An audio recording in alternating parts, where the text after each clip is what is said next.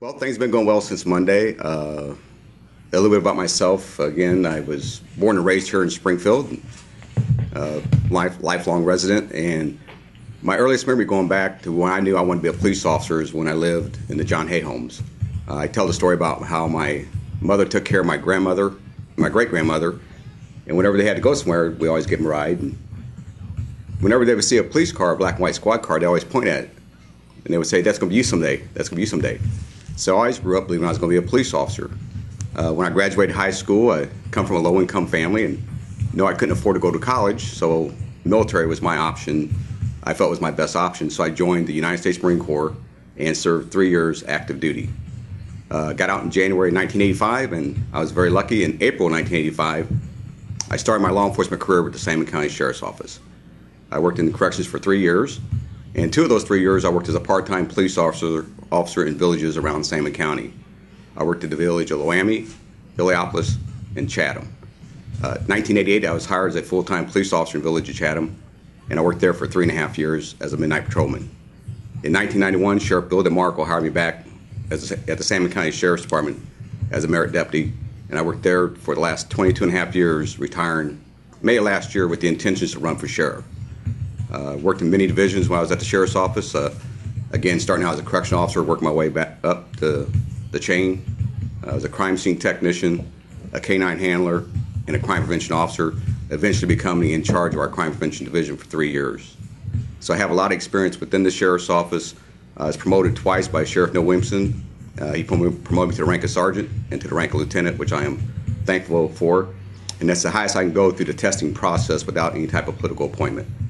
So I have a lot of experience in the department. My goal is to make some changes. I've already introduced some proposals in the last several months of the campaign here that I think would be an improvement for the Sheriff's Office and an improvement for the citizens of Sangamon County. And I'll be more than happy to discuss those as we proceed. Would you like to tell us about a couple of those? Sure. One of them is the Director of Patrols, and if I may, I bought an illustration. It is the county map, and because it's kind of hard to explain, but I think with a little bit of illustration we might be able to do a little bit better. This here is a map of Sangamon County. So you can see the border outline. The circle, that is the city of Springfield, the limits of the city of Springfield. So at the Sheriff's Office we have 5 districts that we cover. We got minimum that we try to cover.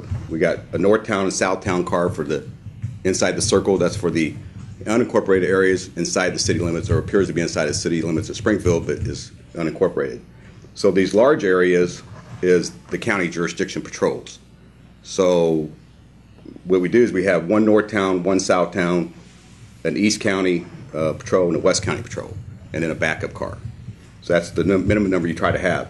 So when we assign somebody, a deputy, to the West County patrol, he's responsible for this whole area.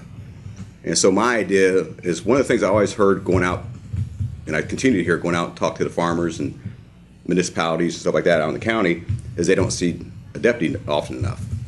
Same thing was brought up to me at the Farm Bureau services.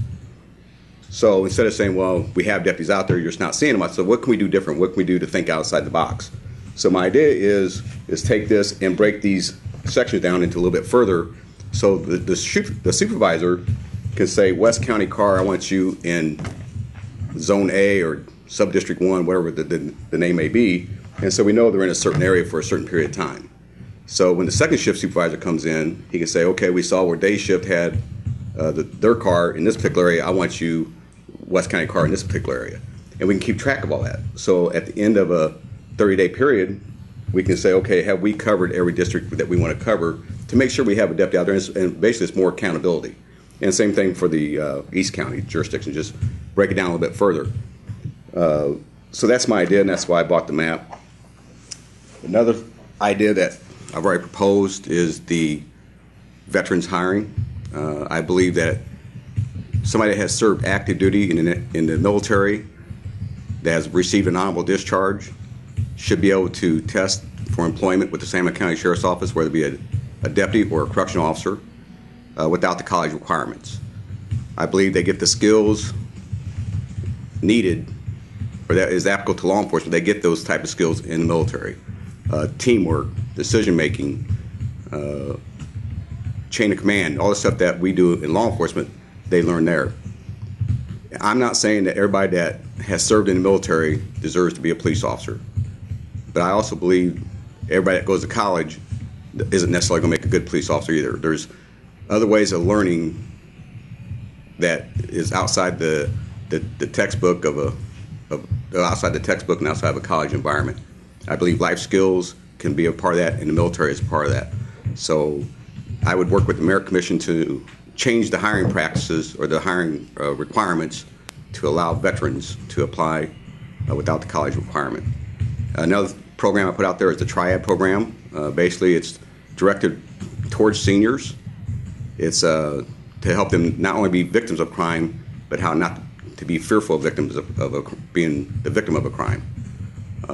Another program I put out is about the use of tasers, that we would review the policy procedures within 30 days to ensure that we are compliant with the most up-to-date requirements and that we are following everything that we should be following, including in the area of training. Another thing we put out is the Major Crime Task Force, and that idea was actually brought to me by the area chiefs of police, that they would like to do this and they would like the sheriff's office involvement. I think it's a benefit to all the agencies, it's a benefit to the taxpayers, and it's a benefit to the sheriff's office. So I would work with the chiefs of police to implement that. So those are just some of the programs that we put out recently.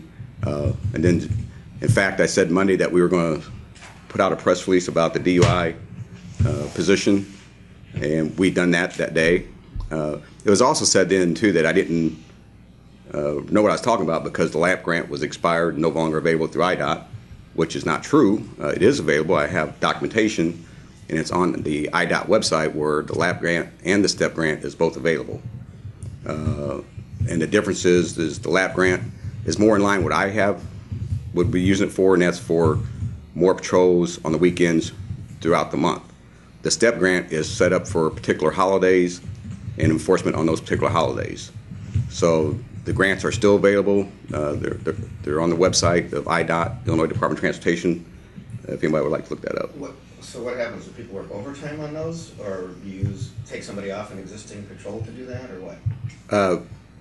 It's intended for higher back positions. So that's overtime. Overtime positions. I think you can supplement that money to pay for a full-time position, but on the weekends they're working the grant. And what does LAP stand for? Local Alcohol Program. Okay. How long do those grants last? They're a yearly grant that you have to apply for, and you have to show documentation that you're meeting or what your goals are and what the results were at the end of the grant period. And when do you have to apply, or how much can you get, or I don't know all those particular numbers. The expiration date for the LAP grant is March 4th for application, which, of course, I'm not in a position to apply for that now anyway, but once I'm elected sheriff and taken over in December, we would start working on that grant to make sure it's submitted for the following year. So do you think that the sheriff's office puts enough effort into DUI enforcement currently? The DUI enforcement has went down since we eliminated the DUI officer's position, and so I think it's important that we protect our families and the motorists out there driving on the roadways, and particularly at night. That's when a large majority of the DUI violations occur, especially on weekends. And so I think we could do a better job, and my goal and my position would be that we will do a better job, and we're going to have a DUI enforcement vehicle out there during those times. So you would dedicate someone to DUI enforcement solely, or would you rotate? And how would that work? Yeah, what we'd do is, depending on, I'd like to look at the grant and see what money is available to how often we can have somebody out there. At least if we're doing a higher back position, then we're not taking a deputy off the street that is needed for the shift. But we're going to do it one way or another. It's just that would be my preference, is to see if we can work it that way before we decide if we're going to try to move manpower around. In what you showed us on the map, you've got the West County and East County.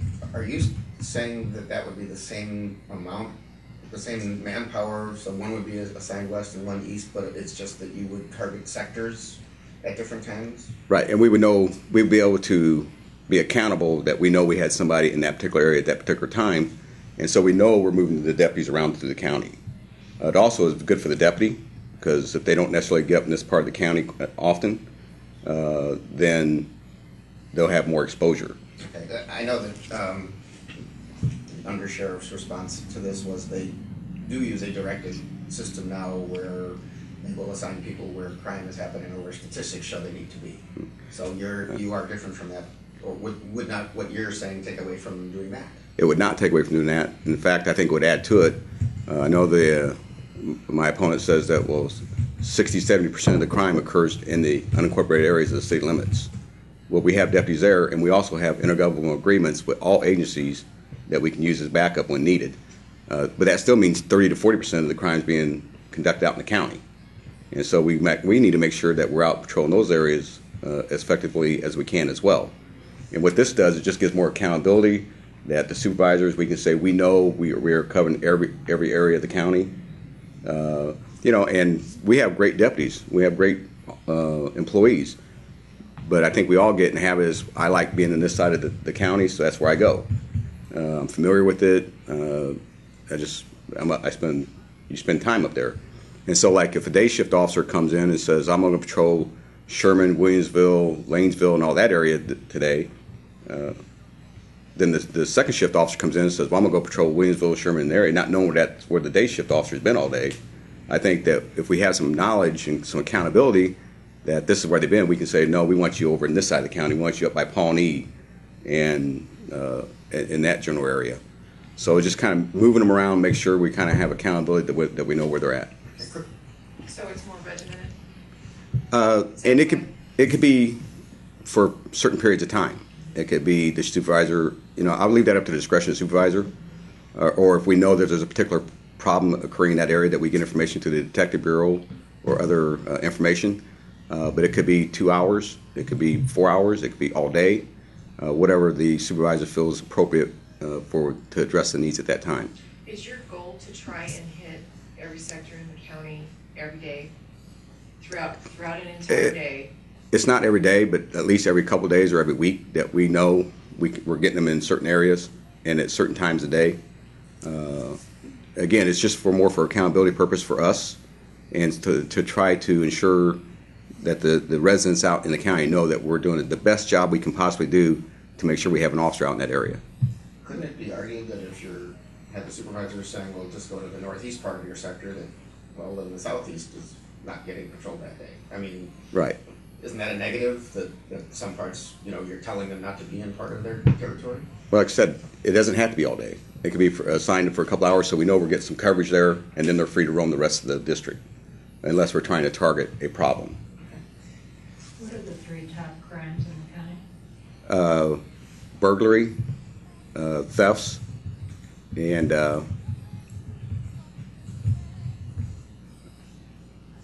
burglaries, thefts, and probably a battery of domestic violence.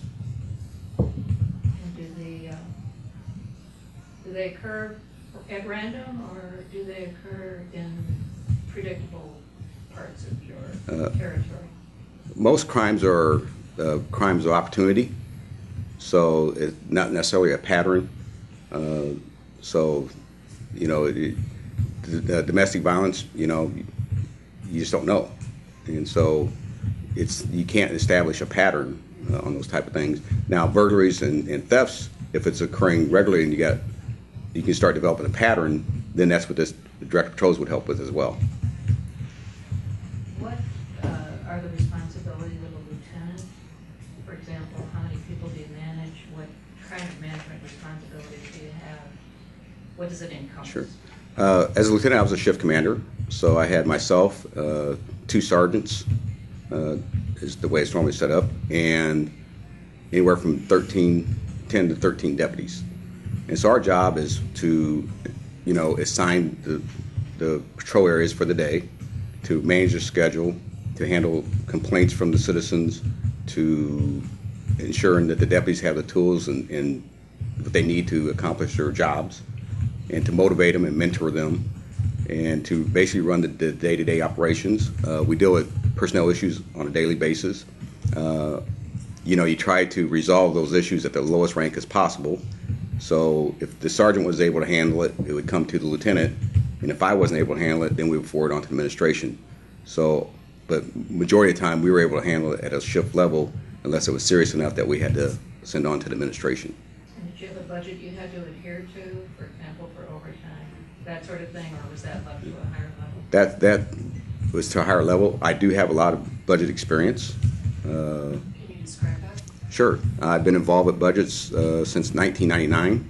I was elected president of the union in 1999 and served there until 2002.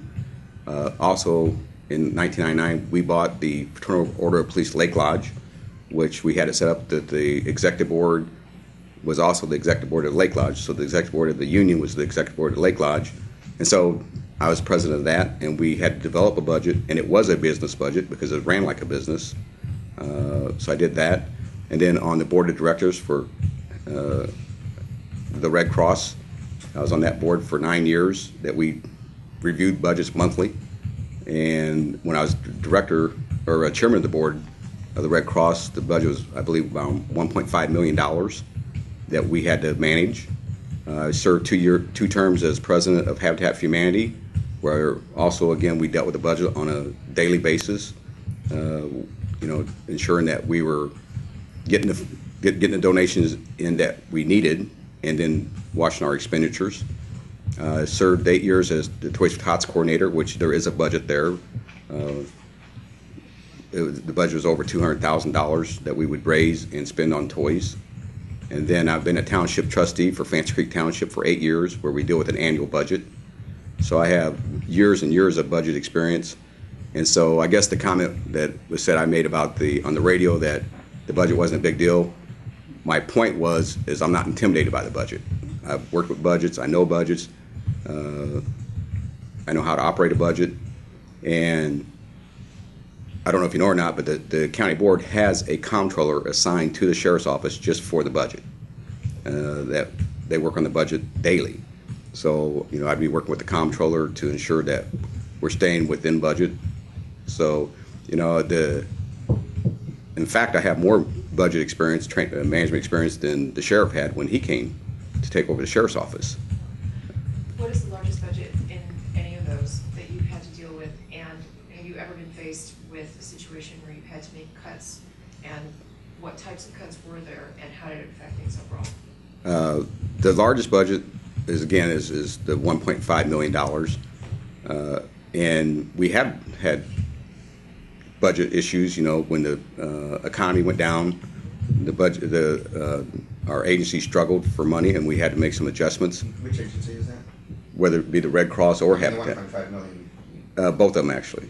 They're right about the same. Right. Red Cross and. Red Cross and Habitat was both Okay. about $1.5 million a year. And what kind of cuts did you have to make as a result? Staff, personnel cuts if needed, program cuts, or at least program reductions.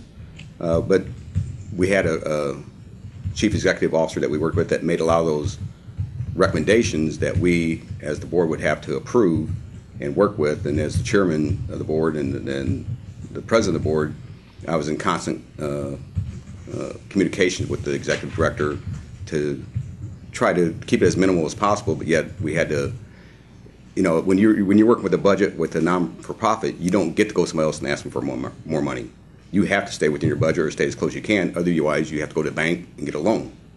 The sheriff's office, they've had the ability to go to the county board and seek more money and more appropriations and be able to get that. Well, you don't have that luxury in a charity or charitable organization.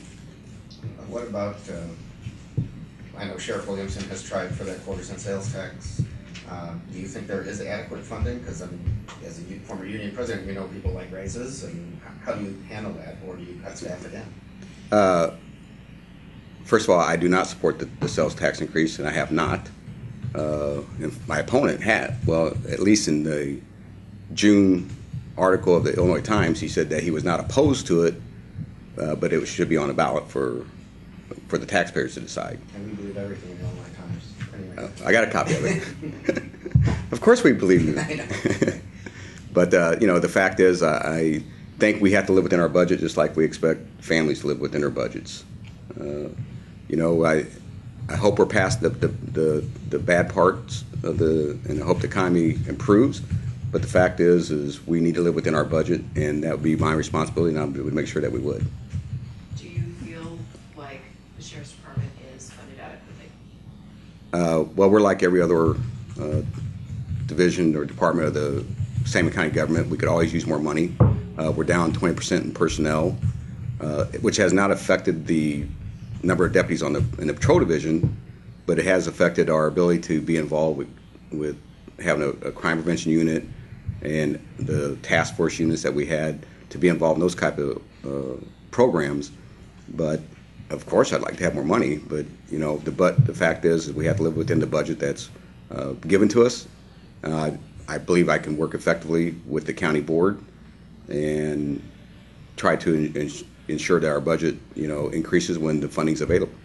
And along those lines, with the programs that you're looking to bring into Sheriff's Department, if you become sheriff, how are you going to fund those? Everything I've said so far doesn't require any additional funding. Those are just programs that we can do with the existing staff and budget that we have. How is that? Can you Well, speak a little bit more detail about Well, the that? direct patrols, all we're doing is trying to be more accountable. We're not adding more people to the shift. Right, but with the Triad, for example, and the Major Crime Task Force, The Triad is a crime prevention program that we already have deputies that are trained crime prevention officers that are, even though they're back in patrol, they can still go out and administer programs. And it's directed towards seniors, and what makes it different than what's going on now is seniors involved in the program. They have what they call SALT Council that helps administer the program, that is seniors and law enforcement together. And what's nice about that is once the SALT Council is up and running, they actually become volunteers and ambassadors for the Sheriff's Office that they can go out and help deliver some of these programs to seniors. So it can help alleviate some of the need for the deputy to be there. And then the Major Crime Task Force, I think would actually save us money. Because right now, if a major crime occurs and it's a homicide, we send all 9 detectives, or a number of detectives that we have in the detective bureau, they all respond. Well, if the crime scene task force is called out, then we may only have 3 or 4 detectives assigned to that task force, but then we're using resources from other agencies. So it's no different than the tactical response team, the hostage negotiation team, where they have members from outside agencies that fill in the manpower.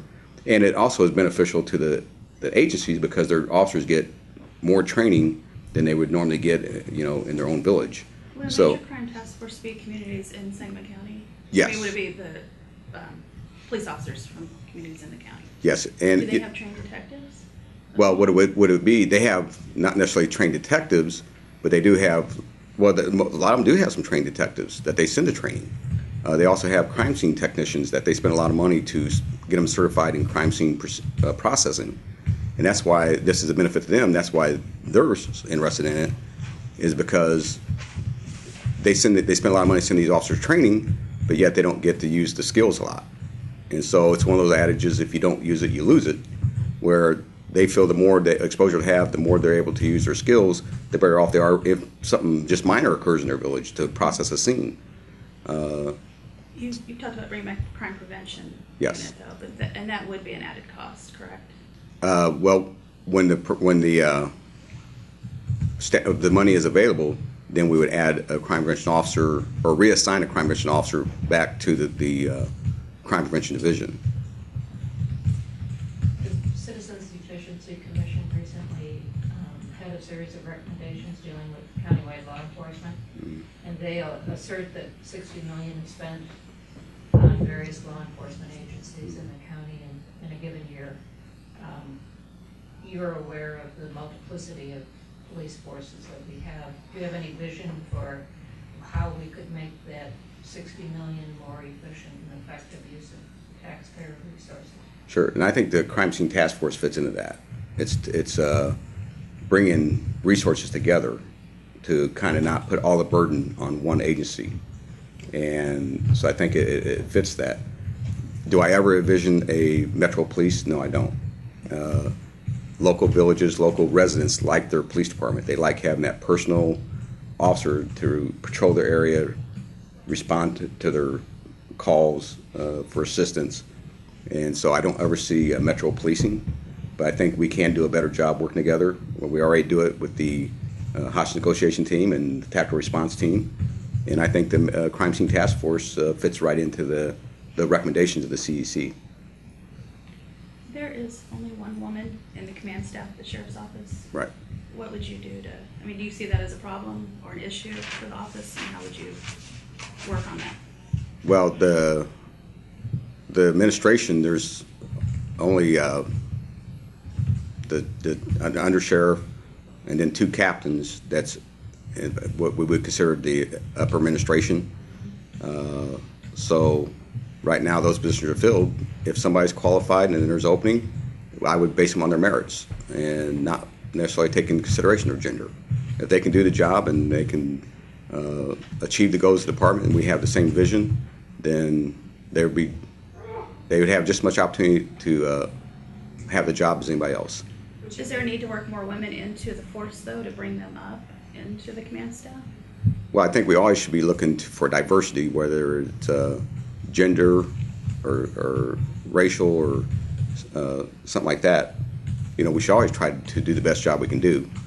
You know, we encourage young deputies, female deputies, all deputies, to go through the testing process and get promoted.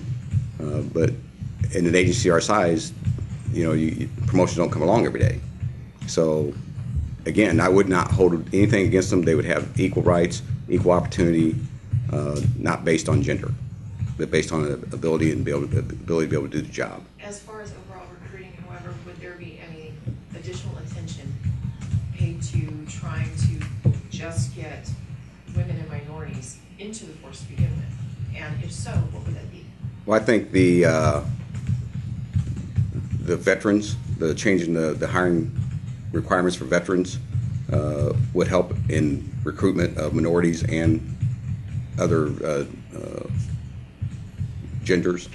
Not everybody can afford to go to college, and so if they can't afford to go to college and they chose the avenue like I chose and go to the military, I think that will open up more opportunities for minorities to apply for the sheriff's office, and then you know, continue with our outreach programs and trying to encourage minorities to apply for the job. So I think we can always try to do a better job, and that would be my focus. On the college question, I know Sheriff Williamson kind of went on and on at his house when he had his press conference to say he wasn't interested in running for mayor. But, you know, he talked about we have moved forward on the college requirement, and college teaches you different skills about diversity and getting along with different people and kind of a liberal arts education, all of this, versus a military, which also is an experience but a different kind. So, again, do you not fear you're losing anything if you are cutting back on the college requirement? Yeah, and I do not.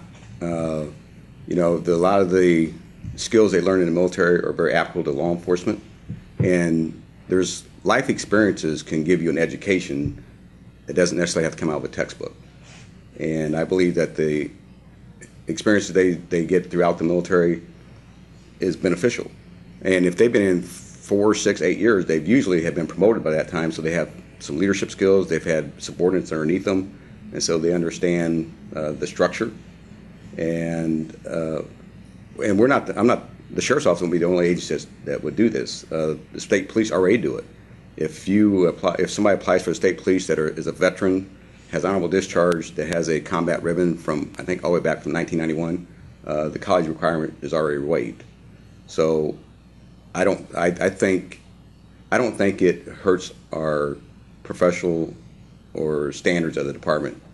In fact, I think it can just make it just as good, if not better. Would you model that policy after what the state police does? I appreciate what they do, but having served in the military, I understand you don't necessarily have to have served in a combat situation to get the skills. A lot of the skills you learn through boot camp and just through military service. And not everybody gets to go overseas to serve in combat. You got to have other military to protect the other parts of the world and our own country. So I think they're just as qualified, and that's why I wouldn't set that limitation on it. Is that, so state police, it's a combat. You You get got- a waiver if you were in combat zone. Right, you got to have a combat ribbon. I see. Opening up the veterans, the deference to veterans in hiring strikes me as a kind of a passive way to recruit and seek more minorities and more women.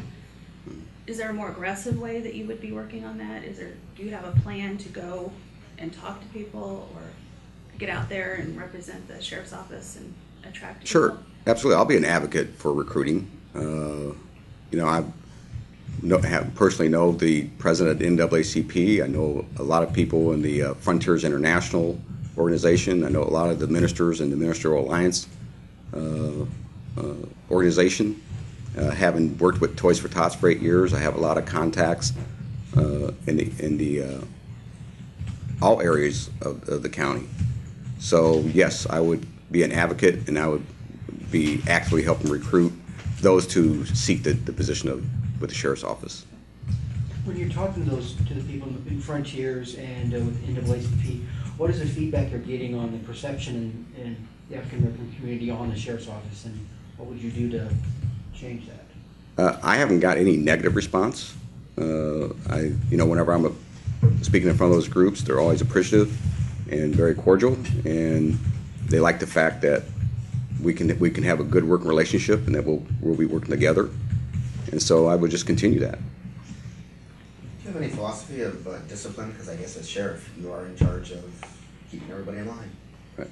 Well, I think a lot of that experience comes from being president of the union. I dealt with personnel issues both on the union side of it and also on the management side. I've had to write people up for disciplinary action for violation of policy. But I believe I'm known to be a fair supervisor, but I'm also consistent, and they know how I act, or what I expect, I should say. And I'm a fair supervisor. So I'm a firm supervisor, but they know I'm fair and consistent, is what I'm trying to say. I'm sorry, what do you expect from officers? What is your standard of behavior for a police officer? It's pretty simple. Treat people the way you want to be treated. Treat people like it's your mother, your father, your sister, and do the right thing at the right time. It's one of those things that if you treat people the way you want to be treated, then you shouldn't have a problem. Did you have people under you when you were a lieutenant that caused you to discipline them? And if so, what are the kinds of behaviors that tend to be exhibited in those circumstances? I have wrote people up for disciplinary action, and basically it's just there is no certain pattern. It's just if there's a rule violation, I believe we follow the rules and regulations, and if it's not being followed, there's a progressive discipline model that's already in the contract, the union contract. The first time's a warning. If it's a minor violation, then you go to a written warning, and then you go to further into suspension, which that goes on to the administration, the written warning and all that. So I follow the guidelines set up in the contract for progressive discipline. So if it's a minor violation, they get a verbal warning that's documented, and then any violations that occur after that that's consistent in the same type of violation gets forwarded on. Okay, but I guess what I'm getting at is, do you believe that police officers are held to a high enough standard of behavior in our current system? I believe police officers are held to a higher standard, and I believe, again, that that's why we have policy and procedures in place to ensure that we're doing the right things and that we're treating people with respect. And my goal is to make sure that we have a very professional police department. I think we have a professional police department now, but I would work to make sure that we maintain that. We have great deputies, great employees. They work hard every day for the citizens. It's kind of reminds me in the union world, you spend 10% of your time, or you spend 9% of your time representing 10% of your people. So you got to just deal with that 10%. The other 9% go out and do their job every day. You never hear from them. There's no complaints about them. So our goal is to convert those or convince those this is the right way of doing it. What kind of feedback have you been getting from deputies as to how they feel things are going, for everything from the jail to the overall department, and what improvements would they like to see? I think there's morale issues in the sheriff's office. Which are? Yes. When your employees have 7, 8, 9 years left on the job and they got countdowns on their phone that they can tell you how many months, days, and hours they have left to retire, or young deputies talking about if they can find a job that paid just as much money, they would leave the sheriff's office, which never used to be that way. Why do they feel that way? I think they don't feel that everything's done in a fair and consistent manner. An example would be just recently, they had a job posting. Actually had a job that they were going to move a particular deputy into, and the union says, well, wait a minute, you can't do that. You got to post it. It's a job that you have to post. So they went ahead and posted it, followed the guidelines of the union, and the deputy they were going to put there in the first place got the job at the end. And so the joke around the sheriff's department's always been, if there's a job posting and you haven't got the phone call, there is really no reason to put in for it because they've already decided who they're going to put in for, or who they're going to put in that position. Pardon me? What are you talking about? I'm not going to mention names. Well, it's a political office, and you're very involved in campaigns too yourself. So wouldn't people say that, people that work on your campaign might have a better chance to do something than people on the other campaign because everybody's kind of split and everybody's involved in politics? And I don't know if it should be an elective office, but it is. So aren't you part of that kind of process also? I can tell you I'm not going to operate that way. Nobody's getting rewarded from being on my campaign. Nobody's being paid. It's all by volunteers. People are there because they want to be there. They want to see me be the next sheriff. There will be no favoritism. If they're qualified for their job, they can be considered for the job. If they're not qualified for their job, they're not going to be considered for the job. Beyond favoritism, what are some of the other things that you're hearing from deputies? Improvements they'd like to see. Improvements in training. I would particularly focus on supervisor training as well. Right now, when somebody's promoted from a deputy to sergeant, their training is they have another sergeant or lieutenant ride with them for a week or so, and then they're out on their own. I think we can do a better job with that, like the state police does and like the Springfield police does, is that there's an in-house service training program for a period of time that before they go out on their own, they are instructed, and we go over the policy procedures, what's expected, what's our vision of the sheriff's office, what we want them to do, and I think we can improve in the training area. Is there a cost to that? It'll all be done in-house, so I don't perceive there will be a cost. If there is, it'll be minimal, but you can't afford not to. Well, who would do the training? What's the difference between that and just having the supervisor ride along and train them? I don't understand the difference. Well, because the supervisors, they don't sit there at night and go say, here's the policy procedures, let's go over them, make sure you understand them. Here's the contract, let's go over it, make sure you understand it. Here's what the vision of the administration is. Is that part of the testing, though? Aren't you supposed to know those things when you take the tests for promotion? That is the current test they give. That's not the type of test that it is. It's a more of a generic type test to a testing agency. I wonder how long have you been thinking about running for sheriff? When was there a certain moment that you felt I'm going to run, and whenever I had this opportunity? I just wonder. I've always wanted to be a police officer, and maybe it's my military background, but I always believed you should strive to be number one in your career, no matter what you're doing. So I've always tried to better myself, do the best job I could do, work hard. Probably the first time it came up to think about running for sheriff, officially or more serious about it, was the last time when Sheriff Williams was talking about not running again. And I had people coming to me and saying, this is something you really should be considering doing. And so I started considering it, and we started talking about it. The sheriff decided to run again, so it put everything on hold. But at that point, I kind of knew that at some point in time when the sheriff decided who was not going to run, I was going to run. I think the voters deserve a choice. And then when this campaign started, did you think you were going to have this? They'll have this undersheriff thing where the undersheriff is the person that is being heard from the sheriff's office for quite a bit of time. Did you think that would be the case and how you would have to run against that, or was that somewhat of a surprise to you the way that's being handled? That was a surprise. I actually thought we would both have to take a leave of absence without pay, which I was good with. If my opponent would have had to take a leave of absence without pay and not retire, I would have done the same to the best of my ability. Because I still have other bills, I still have a house payment, but I've been saving money to sacrifice.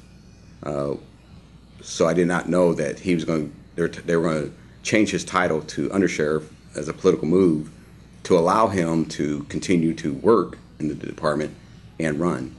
The sheriff's been the sheriff for over 18 years at that point. My opponent had been the chief deputy for 4.5 years or close to that at that point. And then all of a sudden, when the sheriff decides he's not going to run anymore, and he's been promoting the undersheriff or promoting the chief deputy to take his place, then they've changed the title to undersheriff. But that's reality, and I was very fortunate enough that I had just reached my retirement age, that I could retire and pursue the office of sheriff. And again, I think the voters deserve a choice. I'm happy how things are going. I'm happy where we're at 2 weeks out from the election. We have a tremendous amount of support throughout the community, the whole community. I know we get a lot of jokes about our yard signs, but 90% of those people asked for, and we got them out by kind of accident. We put them out during the state fair like all other candidates do, and people started calling for them and started asking to have one. And so even though we hadn't really intended to get them out that early, we were like, oh, if they want them, we'll give them to them. And so it just really kind of snowballed from there. We have great turnout at our fundraisers. We just had a fundraiser Sunday where there's probably over 300 people that attended. So I'm very pleased where we're at. I'm very pleased with the amount of support we have to the community. I feel fortunate. It's a humbling effect when you got people in this type of weather that want to come out and walk for you, that want to help pass out your literature, that want to put up your yard signs. I feel we're blessed in that area, and I'm very grateful for them. When your opponent was here, he talked about internal affairs files, and said that the Sheriff's Association has got some legislation in the works to limit what can be released, particularly if there are unfounded allegations. Do you have any opinion? Because right now everything in that file is pretty much open, and then the public can get a chance to see what you've been accused of, even if, like in a regular trial, if you're accused of it and it didn't happen, or you're let off the hook or found to be innocent of it. Do you have any thoughts on changes, or are you okay with the opening of files as they are right now? I think once they've been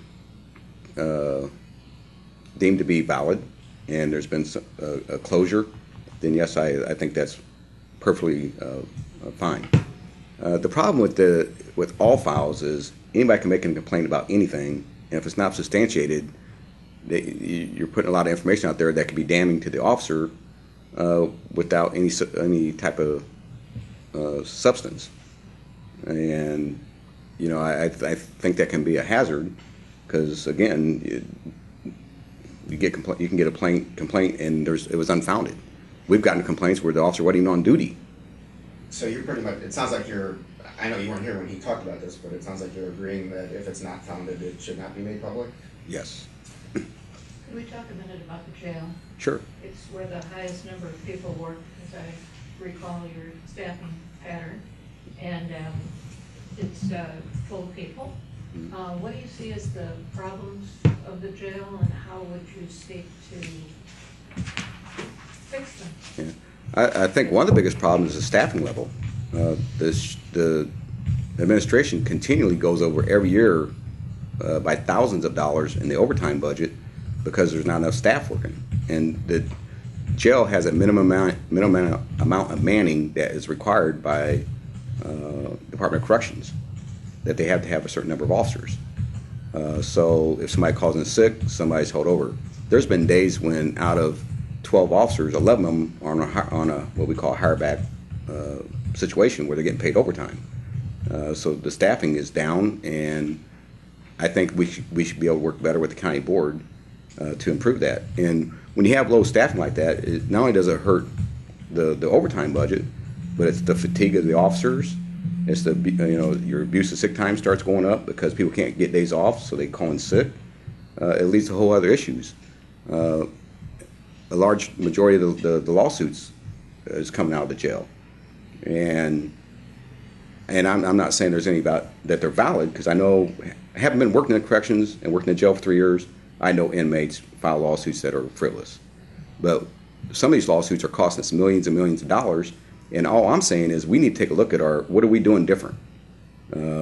Even with the tasers out, the use of tasers in the lawsuits. Excuse me, the use of tasers. What are we doing different? It seems like the Sangamon County Sheriff's Office has more lawsuits pertaining to tasers than any other agency in the Sangamon County. So we need to take examine our policy procedures, our attitude towards tasers, and our training. One of the most two common complaints in a lawsuit is failure to supervise and failure to train.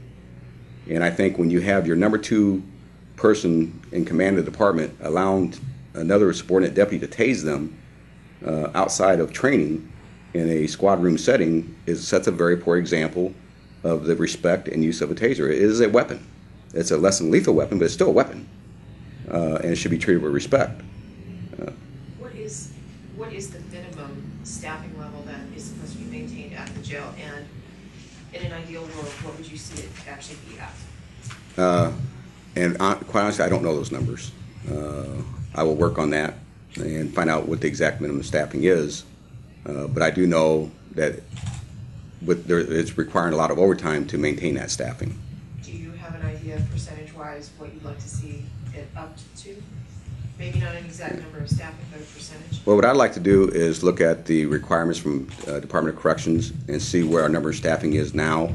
I got an approximate number, but what they're suggesting it should be, and what can we do to eliminate that overtime. So is it actually below the minimum recommendation right now?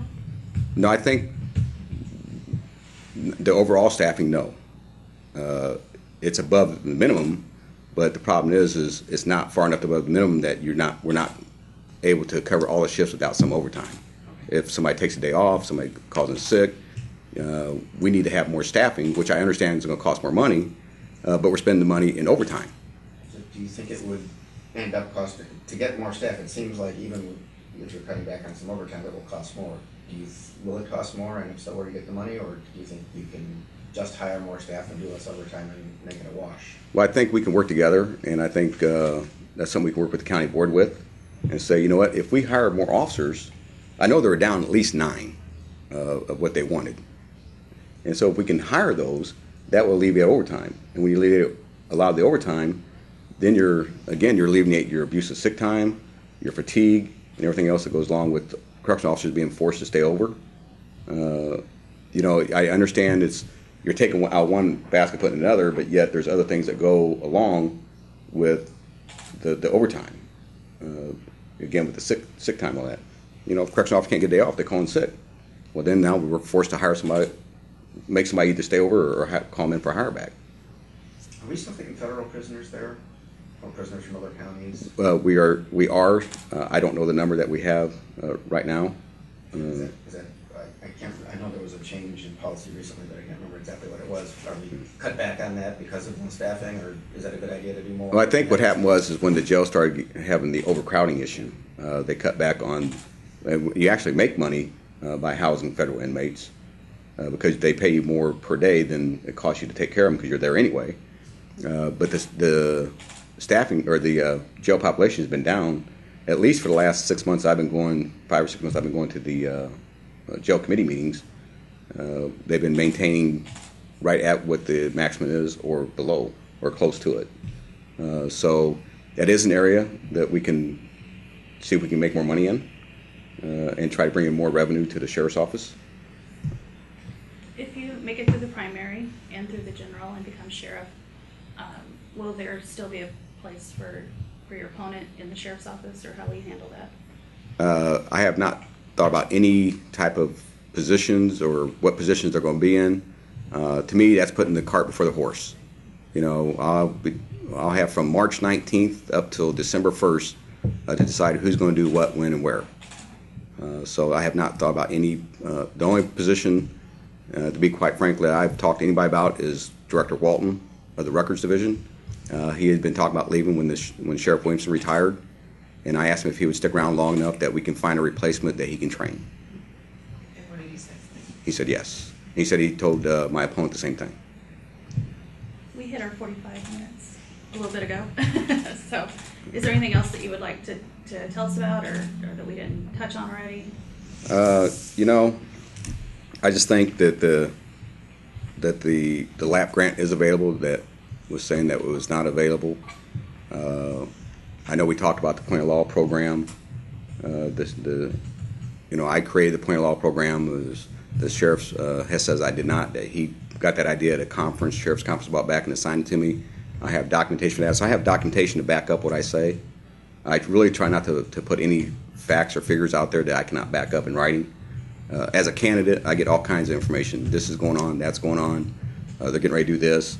And my normal response is show me in writing, give me some proof, because I'm not saying anything. I'm not getting drawn into those type of accusations without some type of proof. So, I try to back up all my ideas with documentation, and I appreciate the opportunity. I appreciate the opportunity that the voters get to make a decision and to see both candidates. I believe it's time for new leadership. I believe my life experiences as a child growing up in the Hayes homes, I believe my military experience and my over 20 and a half years of law enforcement experience, along with my community involvement with the Red Cross, serving as chairman of the board, with Habitat for Humanity as president of the board, and I was on the board of Contact Ministries and Toys for Tots. I think I have a well-rounded, balanced resume to be the next sheriff. It takes more than just knowing the law enforcement side of it. I think the community side of it and being involved in the community for a number of years, having the amount of contacts I have throughout the community will be a benefit as the sheriff as well.